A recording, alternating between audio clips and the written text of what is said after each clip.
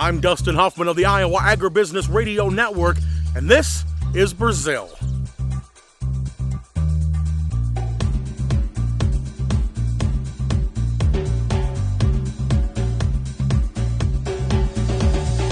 Come along with me on this series as I tour some of the agricultural areas of Brazil, from Minas Gerais and Brasilia to Mato Grosso and Rio de Janeiro. I will show you the farms, industries, and the people that have forged Brazil into a large player in the global ag marketplace.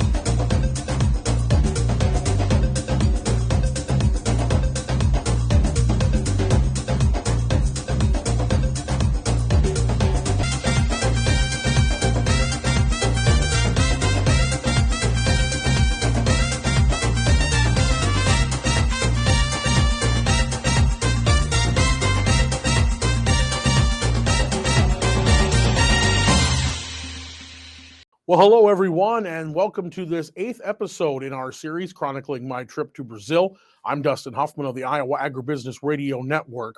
Well, we've spent the last couple of episodes in the state of Mato Grosso. That's their largest ag-producing state in the country of Brazil. And while we were there, we were shown around the Sorriso area and the agricultural industry there by Edualdo Jr. Simões. He is an ag consultant with Cerrado Consultoria.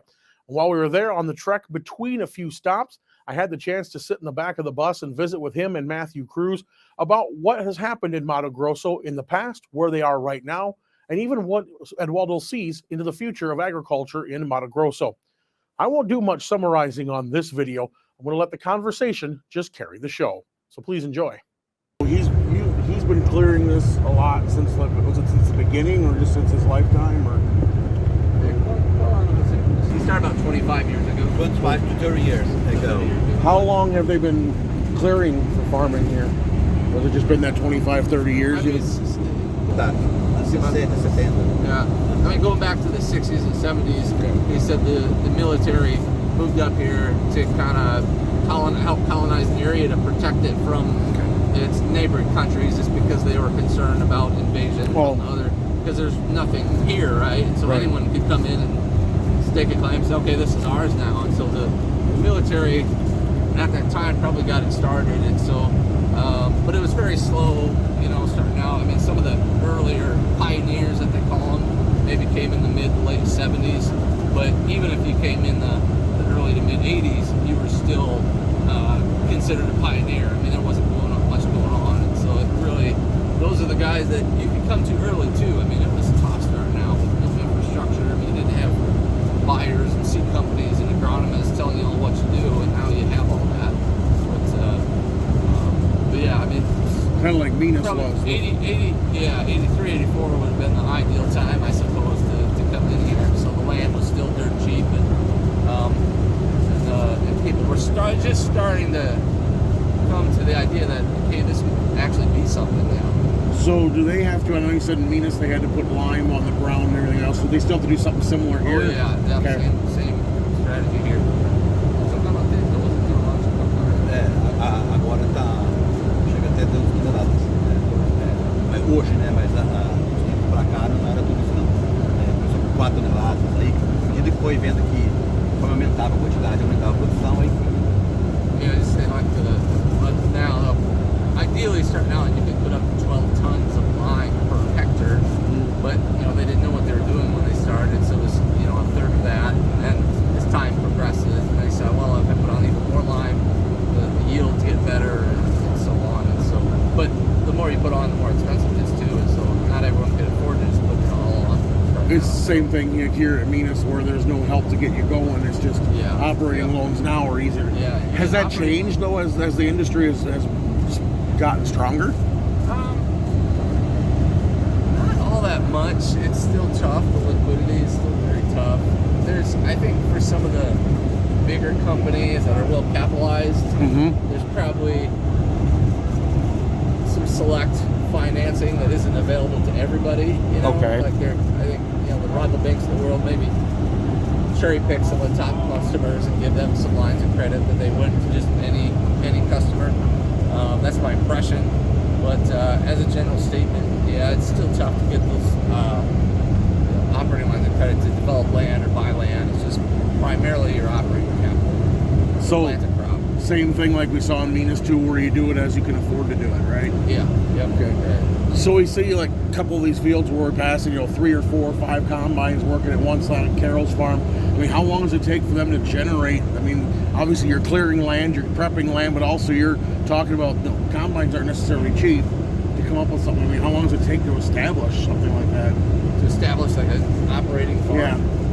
I mean, it depends on how much you want to spend. I mean, if you go all out and spend that 12 tons per hectare, I mean, you can get 50, maybe 55 bushels per acre on the high end of your first year. But if you don't have all that capital that you want to put up front, it could take 3 or 4 years before you're getting decent yields.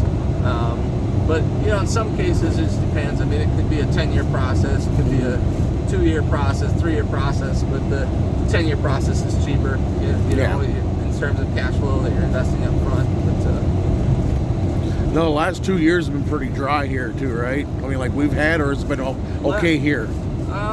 Last year, their soybean yields were pretty good, but they got clipped on their corn yields here, specifically in Mato Grosso.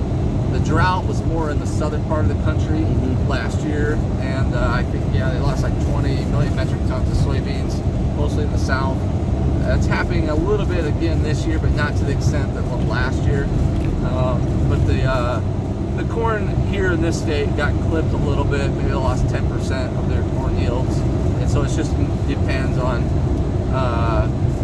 how much rainfall they get, how long that rainy season lasts. So they got started their planting season a little bit earlier this year, and so I think you're starting to see the soybean harvest in some areas, and so hopefully we should see some corn being planted someplace. What is the rate of succession in this country? Are the kids still wanting to stay on the farm, or are they wanting to look to more urbanization and jobs, kind of like they are in America? Toda sucessão dos filhos dos donos das fazendas estão querendo ser envolvidos no negócio ou está querendo ir para a cidade? O que você acha? Uma boa parte sim, mas alguns não. O negócio, uns 30% querem outro tipo de negócio. Yeah, I think I asked him his perspective. I mean, he thinks that a good portion of them are wanting to stay. Maybe let's say at least 70% want to stay and work, but not all of them for sure. They just aren't interested in it. It might depend a little bit on how big the operation is. If there's space for the next generation to come in, that there could be plenty of jobs and opportunities for them if it's a bigger company. But if it's a small farm and they gotta drive the tractor themselves, that might be a different story. I don't know, but até porque também eles, como aqui já está bastante competitivo o preço da área, e eles estão se capitalizando, então estão partindo para outro tipo de negócio, né? Então, But say inter-agricultural is not necessarily. But he's saying that since land here is already high priced, that they may be, you're still in the agriculture industry, but not necessarily the production side. So they might go into something else that requires less upfront capital, because the land costs now are getting very expensive. So for the incoming generation. And of course, another question, I guess, we have like farm bills and stuff where we get insurance and stuff like that. How do they protect themselves? Is it all privatized, or do they have a government-backed program like we do? They really don't have anything like that. I know some companies are working on developing that. I think it's a little bit more common in the southern part of the country, but up here in Mato Grosso, they really don't have the essentially subsidized crop insurance and safety nets like we do. What kind of just gotta be careful and not overextend yourself, and work with as much cash as possible. You were also talking about how they'll rotate cotton or corn with soybeans. Is it mostly a market dictation, or is there other considerations of, hey, if we put cotton in, we'll maybe get a better soybean crop next time around, or things like that? Yeah, for sure. I think part of it's the rotation. They're trying to follow the rotation. I suppose the market can dictate that. I think the cotton probably has more profit potential per hectare or per acre. But that requires more investment, specialized equipment, and all that. So, it's typically the soybeans, corn. On irrigation, it's the soybeans, corn, and edible beans. So irrigation here, they can do up to 3 crops a year if they wanted to. So when we're talking about in Minas, we're talking about how the corn, they might get 100 bushel per acre, that kind of spot, or a little bit lower than what we're used to. Is it the same in Mato, or are they getting better in that safrinha crop? Because we always talk about it, but yeah, here in the safrinha, the second corn crop, that's generally the case. Their state yields are probably close to that 100 bushels per acre. So yeah, that's what they're looking for. In the first crop corn, depending on the area, they can get 150 to 200. So the first crop corn tends to yield better. It's just not planted near as much, so it's a smaller area. The second crop, even though they get shorter yields, it's just planted on a much larger area following the soybeans. So. Well, everyone, that's a nutshell summarization of the ag industry in Mato Grosso. We took in a lot of information in 3 short days there, and there are a lot of similarities to what we saw in Mato Grosso as to what we saw in Minas Gerais. And like in the United States, the farmers in both states are doing what they can to help feed the world. Now, that was our last stop solely in the state of Mato Grosso. Next week, we're going to look at Brazil again from a 30,000-foot view when we talk about the environment and the regulations. I know I've gotten a lot of questions about what I saw there, especially when it comes to deforestation and possibly the rainforest. We'll talk about that as well, but then we're also going to wrap up talking with some of the farmers who joined us on this tour. We thank you for watching this episode in the Brazilian series, and I'm Dustin Hoffmann on the Iowa Agribusiness Radio Network. We'll see you next time.